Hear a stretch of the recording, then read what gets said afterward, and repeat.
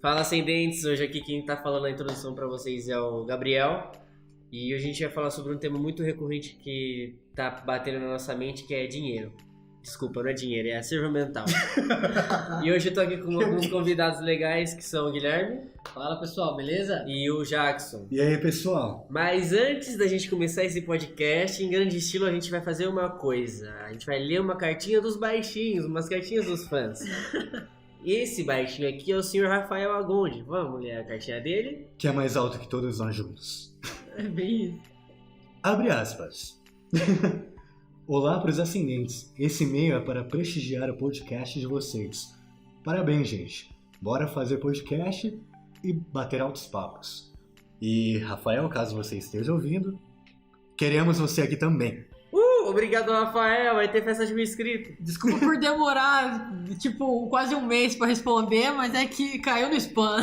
Mas nós chamamos. Vamos trazer você aqui novamente para debater uns papos com a gente. Tenha certeza, vai já deixando um espaço aí na agenda pra vir aqui, que a gente quer você aqui.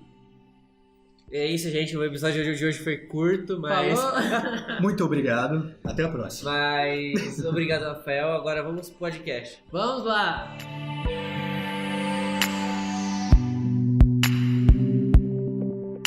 O tema de hoje é o acervo mental que possuímos hoje em dia. Uau. Todos nós concordamos que a mente humana ela é uma das maiores capacidades assim, de armazenamento de informações, quase hoje em dia. Porque por mais que ela não seja limitada, ela detém muitas informações, correto? É meio difícil quantificar quantas informações então nós temos hoje em dia. Ainda mais hoje na era da informação, em que nós recebemos informações diariamente de todas as fontes possíveis, certo? Uma curiosidade aleatória aqui. Existe até um campo da neurociência que se dedica a compreender a forma como o cérebro armazena informações.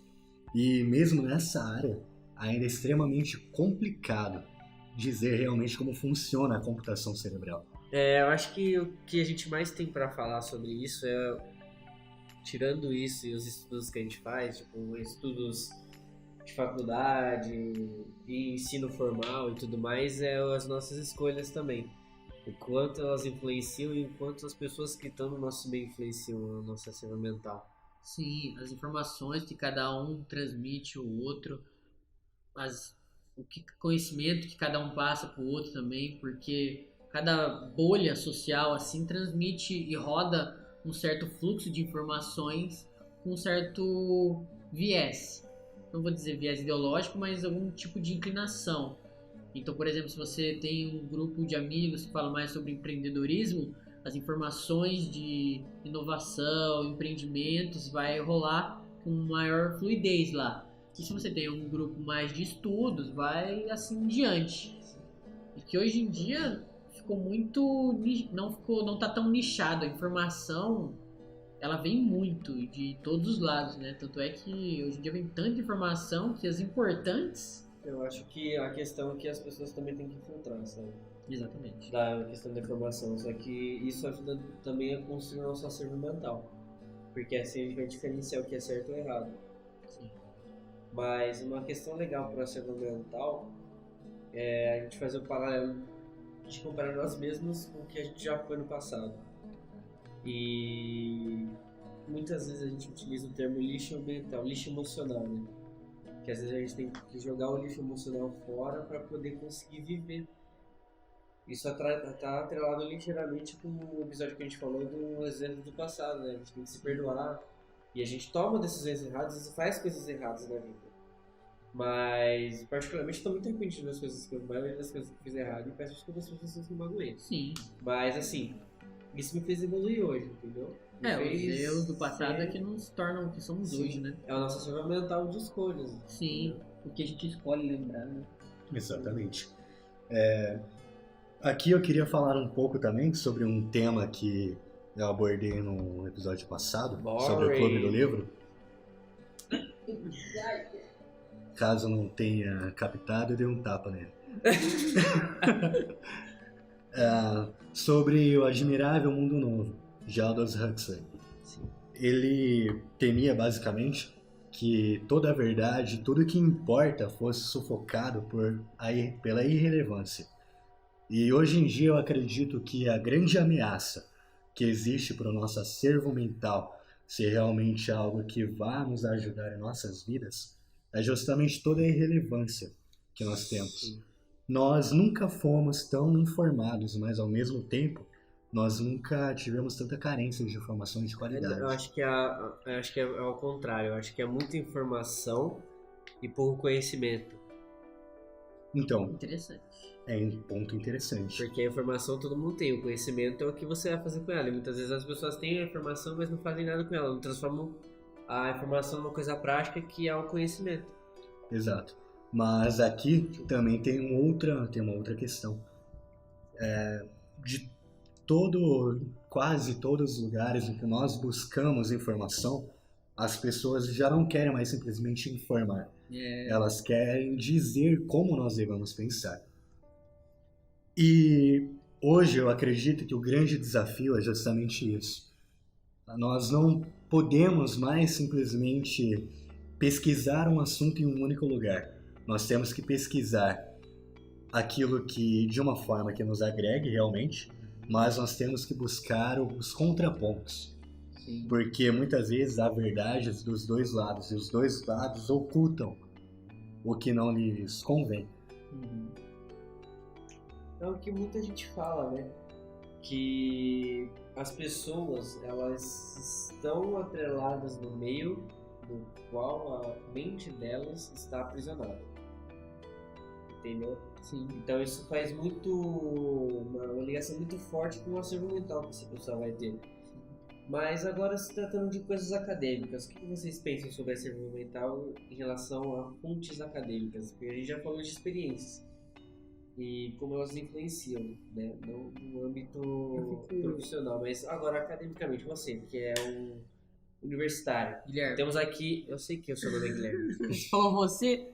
Quem é que Guilherme? Eu sei que, pra deixar de mistério, agora você acabou com ele. Agora temos aqui um Stifler da vida, que é o Guilherme. Ele vai falar como é que é a vida dele de universitário, o que ele tem de acervo mental pra agregar pra gente. Se não tiver nada, a gente manda ele embora já, aí tudo bem. Eu acho que a faculdade é uma grande agregadora de conhecimento. Como ela, obviamente, que tem faculdades mentais e a faculdade trabalha muito isso, de você ter foco e propriedades. Ela é muito boa nisso, de passar o conhecimento. Críticas à parte, a faculdade ela é um ótimo caminho assim, onde se passa esse fluxo de informação. Porque, como a gente falou, está o conhecimento e o fluxo passa melhor por ali. Então, se você faz uma faculdade de engenharia, você tem um professor que trabalhou no ramo de engenharia, você tem alunos e colegas que estão ligados a esse mesmo assunto. Então, a informação rola muito mais rápido lá, com muito mais fluidez. Então, no meu caso de publicidade e propaganda, toda a informação ela é muito passada assim e revisada, e o pessoal curte, comenta e Compartilha passa. mesmo conhecimento. Exatamente. Muitas vezes não precisando ser a pessoa que age, que detém o conhecimento, mas compartilhando. Tipo, eu vi isso, eu li Legal. isso. Muitos professores, eles recomendam livros e tal, e te lê. E é um ótimo agregador, assim. Eu acho bastante importante essa ideia da faculdade, porque você consegue fazer um network legal, né? Sim. De conhecimentos e esperanças e vivências, coisas diferentes. Mas agora temos uma opinião de quem não faz faculdade. E você, Jackson? Pra você, como é que é o acervo mental? O que você acha que pode agregar no seu acervo mental em relação ao que o Guilherme disse? Pegou de calça curta, Te né? peguei de cueca, né, seu desgraçado? Ou não? Meu pesadelo se tornou realidade, eu estou de cueca. É uma cueca verde, não queiram ver. Como você adivinhou? É... Muito bem. Se tratando de alguém que não está inserido em um meio realmente, onde tem como único objetivo a transmissão de conhecimento, eu acredito que há uma liberdade muito grande sobre como você vai colher as informações. Não tecendo uma crítica nesse caso, mas falando que a figura do professor, ela é por si só uma figura de certa forma autoritária. Sim. No sentido de que nós tendemos a acreditar muito no que o professor diz e questionar pouco. Esse é um contraponto que eu acredito que todos devem ter. Né? Quem faz faculdade, quem não faz, né? Eu estarei ingressando na faculdade e eu tenho isso para mim, eu acredito que todos devem ter. Mesmo aquilo que é dito pelo professor, você deve buscar outras fontes, você deve comparar com dados factíveis, realmente. Não pegar qualquer pessoa que fala o contrário só por falar, né? Sempre ponderar as informações, isso é bem importante no dia de hoje. Eu acho que o que também é importante é esse paralelo que a gente pode fazer de pessoas que fazem e não fazem faculdade. Porque basicamente a coisa é a mesma, a única diferença é que quem faz faculdade tem o exemplo de um professor e também o meio, né? Sim, é como eu disse, tem aquele catalisador, tipo, quando eu vou pra faculdade, a informação tem hora e um fluxo e como posso dizer, ele é medido. Que as pessoas, o professor ele tem uma grade de horário, ele tem as informações que vão passar durante o semestre, então a informação passa de uma forma mais regrada. Mais limpa, você acha também que passa de uma forma mais limpa ou não? Não sei. Ou às vezes pela confusão de informações elas podem... Ela passa mais didática, isso com certeza. Ela vem bem mais fácil de aderência, você consegue captar ela muito mais rápido. Porque, vamos supor, se eu não tivesse na faculdade e tivesse que aprender as matérias assim, eu teria um problema de fonte, porque muitas fontes hoje em dia dizem várias coisas, então você não acaba que não passa uma peneira, a peneira vira você, quando eu tenho a peneira da faculdade, que elas têm pelo menos um pouco, né, de informação, de não falar besteira, né? Sim. Tem esse fluxo direto que sempre vai ter, independente do que eu faça, ela vai estar lá dando informação pra mim todo dia. E isso é uma coisa que muda muito, porque quando você está inserido todo dia no meio, você começa a setar sua mente para agir daquele modo e acaba pensando daquele jeito. Eu acredito que a grande vantagem de ter um mentor, um professor no caso, Sim. é justamente a experiência. Sim. Pessoalmente, eu sempre aprendi muito mais conversando com professores do que com a matéria que eles davam. Sim. Então eu acredito que o principal ponto é justamente esse. Você aprender a partir dos erros que as pessoas cometeram. Isso agrega para você de uma forma grandiosa. Temos aqui porque você acaba... O professor, ele, por mais que ele seja um professor, né? Ele também é uma pessoa, ele tem as vivências dele. Exato. Pessoais, né? Exatamente. Então ele consegue... Um bom professor é aquele que transmite as informações e, tipo, te impede de cometer as mesmas cagadas que provavelmente você faria se não tivesse uma mentoria. Ele te dá essa ajuda, assim, descobrir qual que é realmente esse caminho. Por isso que eu também sempre digo que é muito importante a gente largar um pouco o preconceito que muitas vezes nós temos com nossos avós, com nossos pais, né, de que eles só estão ali para julgar e tudo que eles falam é só porque é a realidade deles. Mas tentem deixar isso um pouco de lado e tentem aprender com a experiência que eles tentam passar. Exatamente. É muito importante dar ouvidos a quem tem experiência. Sim. Claro, filtrar tudo. Não desligar o cérebro e receber aquilo. Ponderação, né? Exatamente. Senão você vai citar qualquer merda, senão o seu burro vai virar um ator de livro. Eu acredito que a maior luta intelectual que nós vivemos hoje é contra a alienação. Completamente. Sim. E isso está dentro da sala de aula, infelizmente. Está em livros que nós lemos. Eu acredito que está em todo lugar. Né? Todo lugar. Todo lugar. Como o Jackson falou, no Admirável Mundo Novo, né, que ele vai falar no próximo episódio, hoje em dia as informações importantes, entre aspas aqui, elas estão no meio de várias informações inúteis. Sim, você tem que cavar muito para achar. Exatamente. Eu já tive várias experiências de buscando livros em que eu não achava as informações que eu queria na Surface, que é tipo a internet como nós conhecemos. E eu muitas vezes me vi nessa sede de querer saber deter esse conhecimento e ter que apelar pra Deep Web, pelo torrent da vida, de tipo adentrar nesse mundo pra buscar esse conhecimento, conseguir, mas olha até onde eu tive que ir, eu tive que caminhar muito mais do que uma pessoa normal caminharia para chegar nesse conhecimento. Isso é muito interessante, porque se você quiser saber uma fofoca, quiser saber mal de alguém, alguma fake news ou coisa do tipo que tem hoje em dia, você não precisa nem digitar no Google para procurar. Vem até você. Vem, exatamente. A informação inútil vem até você. Mas a importante aqui, deixando um pouco de lado conspiratório aqui de lado, mas os que eles não querem que você saiba, fica não escondido, fica entre esses milhares de papéis de lixo. Mas é interessante até porque a neurociência, propriamente, ela fala muito sobre isso.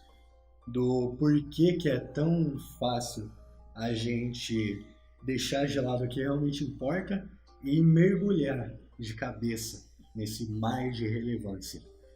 É extremamente difícil a gente manter uma atenção contínua. E basicamente tudo que vai agregar realmente é necessário ponderação e estudo cuidadoso. A gente tem que realmente se debruçar sobre aquele tema e permanecer um longo período estudando. E nós somos bombardeados a todo momento justamente com as irrelevâncias. Todas essas informações trazem um prazer imediato. Sim. E o nosso cérebro, ele sempre vai estar buscando por prazer. Isso é algo enraizado no ser humano. Sim. Então, a nossa luta é muito contra isso, contra o nosso próprio instinto natural.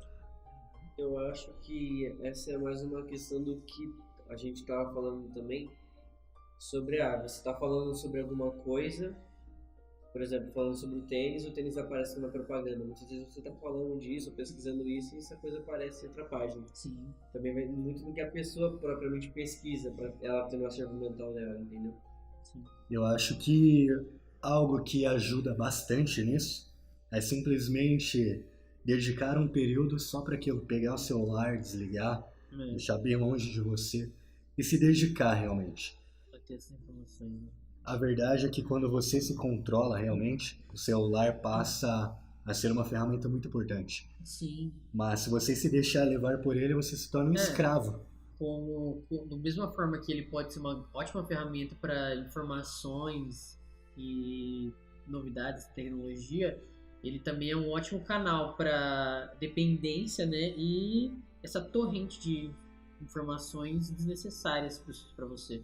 Aqui a gente não quer realmente entrar em uma teoria da conspiração. Exatamente. Falar que estão de olho em você, em tudo que você fala, estão te perseguindo. Mas estão. Que eles querem te alienar, aqui citando engenheiros do Havaí, né? Eles querem te vender, eles querem te comprar. Mas, na verdade, você tem que realmente parar de se importar tanto com o que não vai agregar nada na sua vida e fazer um esforço, porque realmente é difícil. Mas vocês vão perceber que abandonar a alienação é a coisa mais libertadora que pode existir. Pensar por si mesmo. Como vocês fazem para ter esse controle do acervo mental de vocês? De sempre alimentar ele, nutrir ele de uma forma positiva? Principalmente livros. Quando eu me deparo com uma informação, algum assunto que eu acho relevante, eu tendo a buscar dois lados.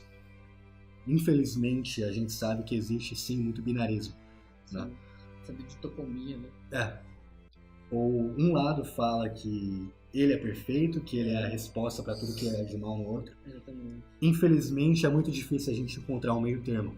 Então, o que a gente pode fazer é analisar os dois lados e deles tirar aquilo que... A sua própria conclusão. Exatamente. É basicamente isso que eu tenho feito. O livro, ele também tem aquele filtro, né, que as editoras têm de não publicar qualquer besteira. Ajuda bastante. Por mais que tenha livros que falem besteira, ainda assim são menores, né? E obviamente que livros que falam mais besteira e não tem tanta informação importante, eles acabam não tendo tanta divulgação, né? Um exemplo também é como hoje em dia tem muito livro de autoajuda Vocês devem ter se reparado que era imagem de tipo vários livros lançados nessa última década, né? De tipo um exemplo aqui. Como ligar o foda-se, deixa o foda-se, como ligar, não sei o que, e tipo, várias autoajudas que prometem ter a informação para você alavancar a sua vida. Porém, tipo, são vários com a mesma viés, sabe? A mesma ideia de tipo, você se levantar e você vai ler o livro e sair um rico empreendedor ganhando dinheiro e sendo totalmente virtuoso. Quando na verdade muitos deles não têm não existe uma fórmula que você pode escrever num livro, a pessoa vai ler e pá, desbloquear um pedaço da mente dela. Eu acho que um bom filtro para isso é você pesquisar sobre a vida do autor, simplesmente. Você vê se aquela é uma pessoa que realmente tem vivido aquilo, tem o famoso skin the game, ou Queen the Game, se a pessoa realmente vive aquilo que ela diz, ou se ela é alguém que é bem sucedida, mas que se tornou bem sucedida por vender aquilo. Né? É uma coisa que eu tenho usado também. E assim, as pessoas têm até uma visão tanto preconceituosa de autoajuda, justamente por causa disso. As pessoas querem vender fórmulas prontas para a vida, mas isso não existe. Então é necessário tomar um cuidado muito grande com isso. E agora eu até faço uma pergunta aqui para os nossos os outros dois membros, antes de prosseguir. Vocês acham que o que é pior? Viver em uma época onde é difícil ter acesso à informação, ou viver em uma época onde a maior parte da informação é enviesada e tenta te ditar para você como você deve agir? Eu prefiro depende da dificuldade, porque os dois têm um nível de dificuldade, né, de conseguir informação, só que ele tem um viés de mudar a informação, né, a verdade, assim. Então eu acho que a gente tecnicamente já vive num período em que é difícil a informação importante. Ela é difícil, não é impossível. Agora, você quer comparar, puxando um pouco pro meu lado que eu gosto mais da história, você quer procurar, é muito mais difícil na época, vamos supor, da Rússia socialista, da União Soviética, de você buscar alguma informação que seja contrária ao partido, do que hoje em dia você procurar uma informação que seja contrária à autoridade vigente. Então eu prefiro ter muito mais hoje uma torrente de informações aleatórias e que muitas vezes podem ser totalmente maçantes ou de controle de massa, porém eu tenho acesso a informações, do que realmente ter essa dificuldade em nível de ter alguém tentando diretamente me impedir de adquirir o conhecimento. Eu acho que eu prefiro a segunda opção também. Porque apesar de no primeiro caso, ser mais fácil achar uma informação precisa, informação factível, informação relevante, ele tem um ponto da dificuldade. Aqui a gente não tem tanta dificuldade, porém a gente tem que selecionar as fontes. Sim. Então o trabalho seria encontrar fontes decentes, depois fazer outra peneira. A questão é mais filtrar, não é questão de procurar. Então acho que a segunda seria pior. Você vai falar alguma coisa relacionada a isso? Tá. Senão eu só ia completar para finalizar. Um ponto a se levantar muito é que a informação, hoje em dia, na segunda opção que o Jackson deu, né, que a gente escolheu, né, nessa brincadeira, de que tem muito mais chance da gente conseguir aceitar a informação de massa. Vamos colocar a informação de massa como é errada nesse ponto. Porque a informação de massa, ela é feita exclusivamente para que você aceite melhor ela. Porque a informação verdadeira, a informação que vai mudar você, ela nem sempre vai ser florida, vai ser aceitável, vai ser macia. Ela vai ser crua, fria e direta. E muitas vezes a informação de massa vai ser macia, vai ser mastigadinha para você. Então tem muita chance de a gente aceitar ela. Quando na opção 1, você morre. É bem simples. Mas eu acho que tinha que levantar esse ponto de que a informação muitas vezes pode vir crua e ser realmente a que vai mudar a sua vida e melhorar. A verdade é que a fuga da alienação ela é dolorida. Porque você vai se deparar justamente com isso. A verdade é dura, é difícil de aceitar. É Matrix, né? Do filme, porque o cara sai de lá e fica, mano, a gente tá na merda. Mas essa é a verdade. Então. Eu acredito que, eu concordo com vocês. Você tomaria pílula azul ou vermelha? Eu concordo com vocês dois. Bom mesmo. Apesar de achar que a segunda opção é mais perigosa que a primeira. Isso é certeza. Isso porque tem a maioria da população, ela não quer saber de um caminho difícil. Mas aí que tá. Isso vai depender de você. Se você realmente tem o desejo de ser alguém diferente, e por diferente eu não quero dizer melhor. Não quero dizer que por você ler livros cults, digamos, você é melhor do que alguém que assiste BBB. Mas se você realmente quer sair da massa e quer ser alguém que vai realmente questionar e pensar por si próprio, você vai ter que filtrar tudo isso, você vai ter que passar por esse processo. E ele é dolorido, é difícil. Acho que é mais um processo de aceitação primeiro. Sim. É um processo todo, como um todo, é um processo de grande aceitação. E eu acredito que o grande gatilho para isso é o inconformismo. Se eu pudesse dar uma sugestão e indicar algo... É suicídio e reencarnação. Cortar essa parte. Essa parte também. Se eu pudesse dizer um dos sentimentos que eu acho mais importante no início de qualquer jornada, para o que quer que seja, é a inconformidade. Pessoas conformadas jamais fizeram algo de relevante. Sair da zona de conforto. Exato.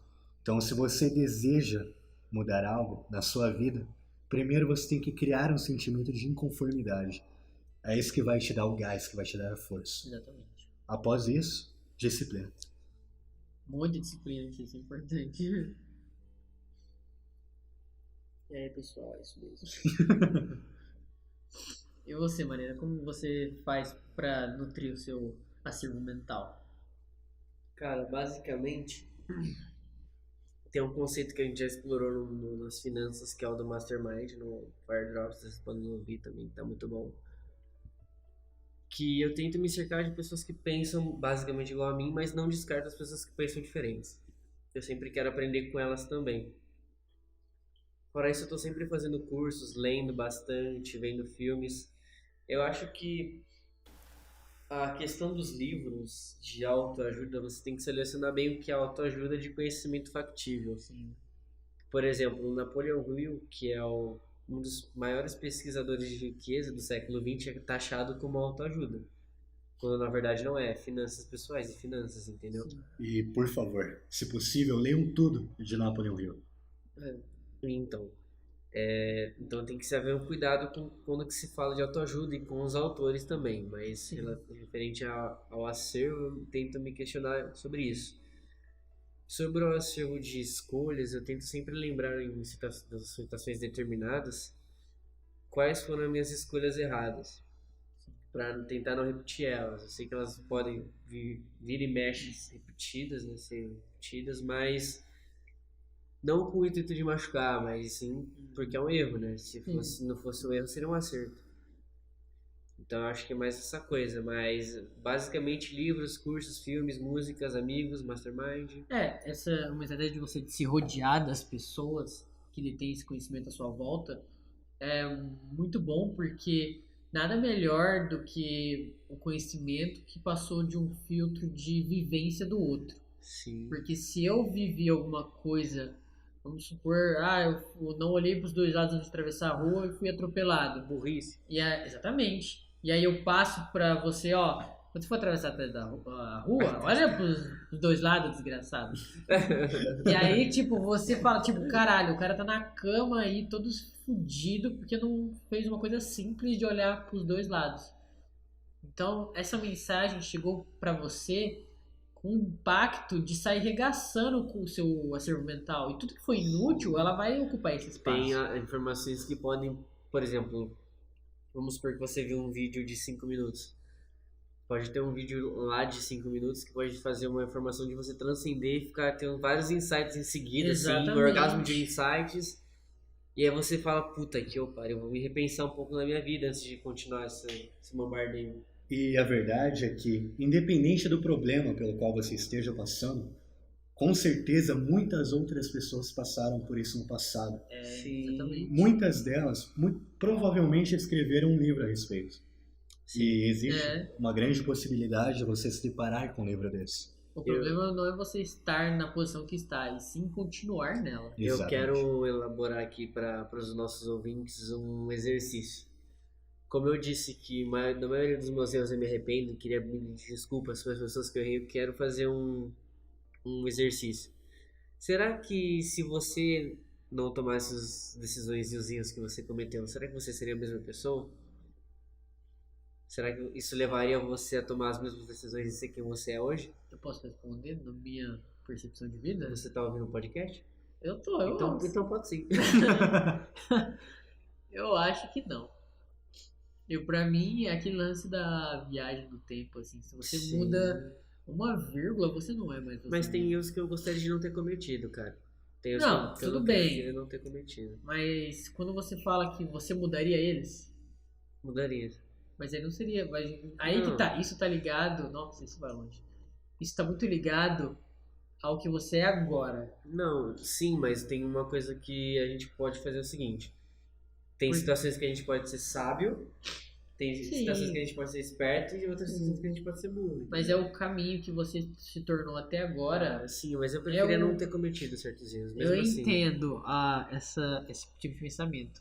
Porém, Não todos, eu disse alguns. eu sei, mas concorda que se você voltar. É que viagem no tempo é muito foda. Mas Vai, se você Interestelar. voltar no tempo e mudar uma vírgula. Eu entendo, cara, mas Deixa eu já não... Resumido, eu queria pagar alguns erros. A verdade é que, assim, não existe nada que ensine melhor do que a dor. Sim. Isso é um fato. Opa! Sim. Então, se nós apagarmos a dor, talvez a gente tenha o mesmo pensamento, mas aquilo não vai estar tão Eu acho forte que na nossa mente.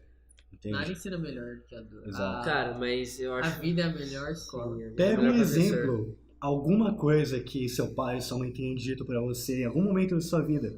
Não faça isso, porque se você fizer vai acontecer isso. Vai te machucar de uma forma ou de outra. Exatamente. Você não acreditou, ou mesmo assim você foi lá e fez o que aconteceu, você se ferrou. O que aconteceu deu certo, hoje eu sou milionário. Você se ferrou. Exatamente. Com certeza, hoje você aprendeu com isso. Sim. Então mas- eu acredito sim que nós hoje somos resultados de tudo que nós vivemos, mas Sim. principalmente daquilo que nós sofremos. Sim. Eu acho que somos resultados mais do que sofremos do que vivemos. Porque apesar do erro ser uma vivência, eu acho que o erro molda muito mais o caráter do que os acertos em Exato. si. Então aqui Todo a mundo gente, erra, né? Ninguém tem É. teto de concreto, todo mundo é telhado de vidro. então aqui não tem como não fazer uma citação ao nosso passado drop sobre os erros passados, Sim. Sim. falando aqui sobre a importância de se perdoar pelos erros que se cometeu. Mesmo se você tem o conhecimento de que você não poderia fazer, É. se perdoa, cara. Se perdoa pelo que você fez, mas aprenda com aquilo. Uhum. Você A lição pode, continua, né? exatamente. Você pode sim, de repente, se deparar com alguém que você machucou no passado, pedir perdão pra ela, ainda que aquilo não tenha significado nenhum pra ela, vai ter pra você. Sim. É muito importante você fazer as pazes com o passado. Uhum. E qual a Até o relação futuro. disso com o acervo mental? É justamente a bagagem emocional. É muito difícil você progredir intelectualmente se emocionalmente você está instável. Sim. Só para dar uma conclusão a isso, erros do passado é um bom lugar para vocês ouvirem. É isso, valeu, falou. Zoeira. Concluímos então que as experiências do passado são determinantes para quem nós somos hoje e também para o nosso acervo. Eu pedi desculpa para quem eu errei também.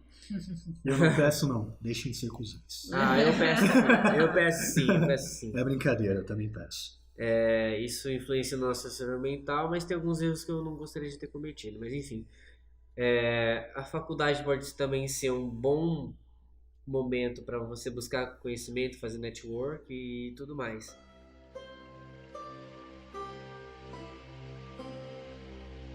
Muito bem, pessoal. Agora então a gente vai falar com o Guilherme.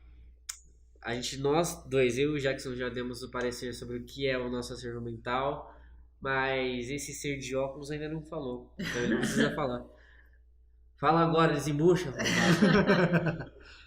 O problema que eu tenho hoje em dia com o meu acervo mental é que como eu busco muito a procura pelas fontes. Eu me baseio muito no que as pessoas falam, porém eu não consigo mais ver, tipo, alguma informação que eu não consiga checar. Um exemplo disso é claro quando você está vendo um vídeo de algum produtor audiovisual e ele passa alguma fonte, alguma pesquisa. Um exemplo, ele fala, tipo, tal pesquisa diz isso, então logo, sabe, ele cita uma fonte. Eu não consigo dar continuidade no vídeo sem checar essa fonte. Eu me viciei nessa busca pela, tipo, se o cara falou isso, onde está essa pesquisa? Ela é de quanto tempo? Ela foi feita de uma maneira sustentável e coesa? Porque o que mais hoje em dia tem escassez é do pessoal de procurar no mínimo se tem um bom embasamento no que fala. Por mais que a opinião das pessoas seja baseada na própria opinião delas, quando você vai puxar um dado ou um fato, no mínimo você tem que ter um embasamento tipo de pesquisa, de saber o que você está falando. A verdade é que hoje em dia até mesmo algumas pesquisas são feitas de formas bem duvidosas. Sim. Até isso a gente tem que questionar. Você tem que... As pessoas falam, tal pesquisa... Isso é um fator que o Jackson levantou muito interessante. Porque as pesquisas, elas... Beleza, é esse caminho.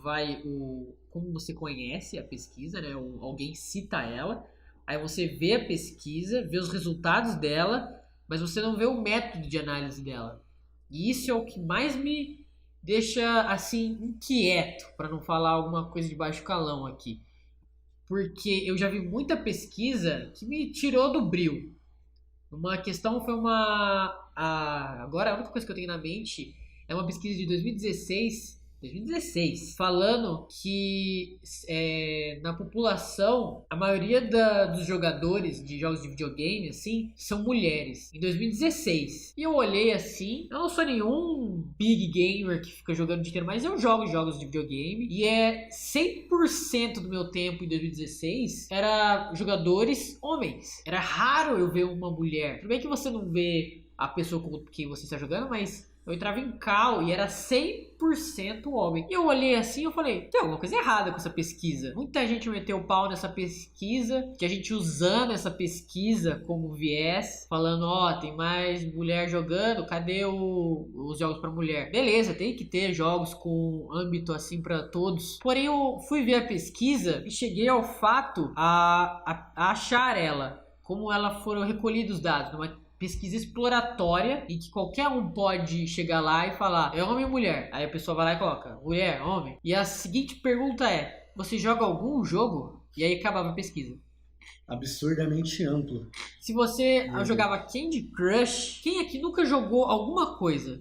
Nem que seja futebol. Óbvio. Jogos então, de tabuleiro. Exatamente. Se coisa. tem a população, e se isso é uma pesquisa factível de que a maioria da população é mulher, tem mais mulher no mundo, logicamente vai ter mais mulher jogando algum jogo, algum tipo de jogo. Mas em 2016 isso não era uma realidade. E a pesquisa era totalmente um viés ideológico puxado pro lado deles. E isso me deixava muito puto na época e até hoje. Não é raro nós nos depararmos com uma pesquisa que aborda um tema e quando nós vamos buscar as fontes daquela pesquisa, como ela foi feita, quem financiou, nós nos deparamos com uma empresa, uma organização, alguma coisa que tem um interesse por trás do resultado daquela pesquisa. Quem financiou a pesquisa geralmente já tem um viés para já incentiva a pesquisa só para justificar as ações. Exatamente. Bom, agora para concluir, um apanhado de tudo isso daí,